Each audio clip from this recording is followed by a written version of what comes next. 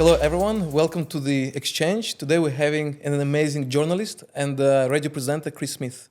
Good afternoon. Good afternoon, Val. How is your day? Day was a full one. Yeah, it starts very early. We get into work at about 6 o'clock in the morning and prepare. And today we had big news about a ceasefire in the Middle East. So things had to be changed from what we'd planned the show to look like.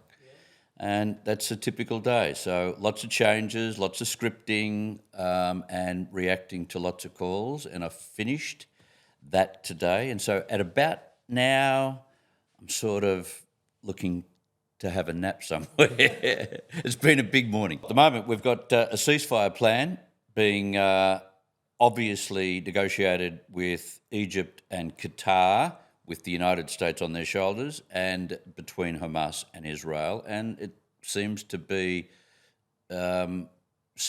something that all sides are enthusiastic about. But we've been here before. We've seen a trickle of hostages released previously, and then very little in terms of follow-up, and the ceasefire is not holding. I get the feeling that this will be different because Hamas is totally and utterly isolated from their terrorist cousins in the Middle East. And secondly, I think Trump's inauguration changes everything. He is prepared, as he said last week, to strike hell into Hamas if they don't come to the table and follow through with the deal. So this might stick. Okay. What is your personal view on the Trump's policies? Well, Trump probably came to the election with more policies than most progressive Democrat candidates because in many ways Trump is a revolutionary. He's a reformer, so he's always got new and intricate policies to put on the table. Whereas what we saw from the Democrats was very little in terms of new policy. We had Kamala Harris, who was within the organisation. She was within the administration that had been in power for 4 years. And so therefore it's very difficult to say, I want to do things differently because she's been part of the administration that has done things the way it has done things. So we had very little from her in terms of policy. But in terms of what Trump has put on the table, I think America is ready for a return to conservative values. I think Trump is offering part of what he gave when he was last in, which is a kickstart to American industry, a kickstart to jobs, an alleviation of pressure on taxes, all the things that worked for him in the first term that he was in. And plus on top of that, getting rid of all the woke. Mm-hmm. The rules and regulations at school about not informing parents when kids want to transition to another gender, etc. All that rubbish woke stuff that crept in so much under the Democrats. He wants to rewind that, and I think parents across America are happy for that. Yeah. And I think they want to see a greater control on border crossings. That's got to change. You can't go on with the way the Democrats have run border control in the last 4 years. And that too, I think, is a welcome change for America. So there are positives about Trump coming to power. Apart from the fact that he's a loose cannon and he's got a big mouth and he's a narcissist, I think there are a lot of positives about the Republicans getting back into power. Look, many people getting fascinated by Trump. And I believe Australians spending too much time on the foreign leaders trying to find someone who could be a role model for us. But do you think internally in our country, do we have someone who could be as good as Trump? Can we find someone here who can bring some changes which we need in this country? Oh, I think the last time we had a leader with charisma was Bob Hawke in the mid-'80s. That doesn't say much for Australian politicians. It doesn't say much for leadership in the country. I think we've lacked really strong, inventive leadership, focusing on creating the strongest economy we possibly can have. And I think we've sort of, the beige has crept into Australian political leadership. We've had beige prime ministers.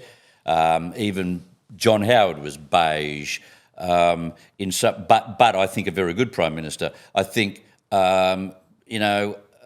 Anthony Albanese is grossly beige, and so was Scott Morrison to a large degree. But you'd have to go back to the mid-'80s and find a leader that inspired Australians. Yeah.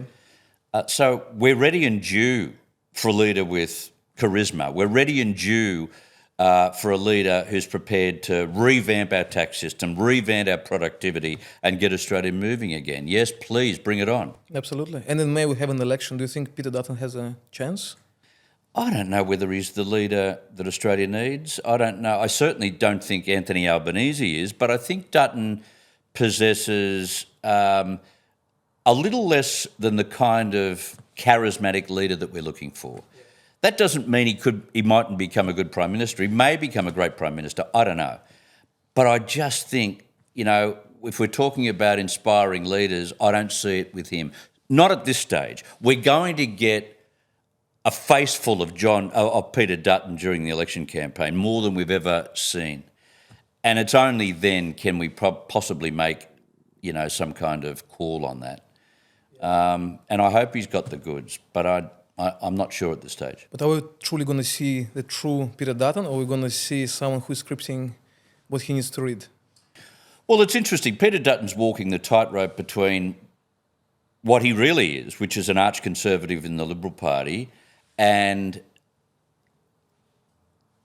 trying to appease the wets. So he's trying to appease those in the party that could be described as moderate. He's trying to go down the net zero path when most of the party doesn't believe in it.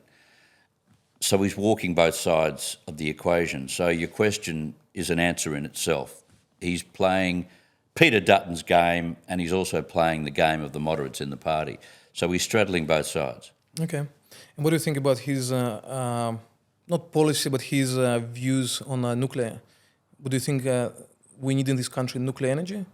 I'm a big fan of nuclear energy. I've done a lot of work on nuclear energy on air, on television, on radio for many, many years. I see the modern technology of small modular nuclear reactors as perfectly suiting the Australian topography, perfectly suiting our landscape. That is, we've got small conglomerates of manufacturing, small conglomerates of urban development, but massively spread out. That suits small modular nuclear reactors more than where small modular nuclear reactors are being used around the world. We could do with small modular nuclear reactors more than any other country in the world because of our topography, because of what I've just described. It is the safest form of baseload power. Renewables cannot provide us baseload power unless we're spending trillions of dollars on backup batteries, as South Australia has proven. And at the end of the day, we've got to have a mix of power. We've got to have baseload power. If we're going to demonise and get rid of coal, which is our cheapest form of power, if we're going to get rid of gas, which is our perfect transitional power, if we're going to demonise both of those, which seems to be the narrative at the moment, we've got to find baseload power from somewhere, because apparently we're hooking up everything from cars, buses, you name it, to the grid. So we're going to need quadruple the amount of baseload power than we have today. And when it's hot or when it's freezing cold, we get these warnings about the fact that we're going to have blackouts. Well, if the power supply today with coal and gas is only barely meeting our demand, how are we going to go in 10 years' time when everything is connected to the grid and we're all using electric whatevers? I don't see that happening with wind and sun, because when the sun doesn't shine and the wind doesn't blow, what are you going to do? At the end of the day, we need baseload power, and I would have thought uranium is in plentiful supply in this country. Another reason why Australia should go down this track. It is safe technology, the safest technology we have. Let's head down there. Let's show some leadership and create a more productive environment again. Yep, and unfortunately it will take years before we change the legislation because of the complexities we have. Well, the legislation needs to be changed, but I have a feeling that if you had someone like Peter Dutton who's emphatic on this, I think we can change the legislation just as easily as John Howard reversed the legislation and made it impossible to proceed. So I think if we can do it in one way, we can do it the other way. And once that's done, yes, it's going to take a long while, but gee, some of the best laid plans take a long while. And if it takes 10 to 15 years, let's bring it on. We're going to need a baseload power solution. Yeah, of course.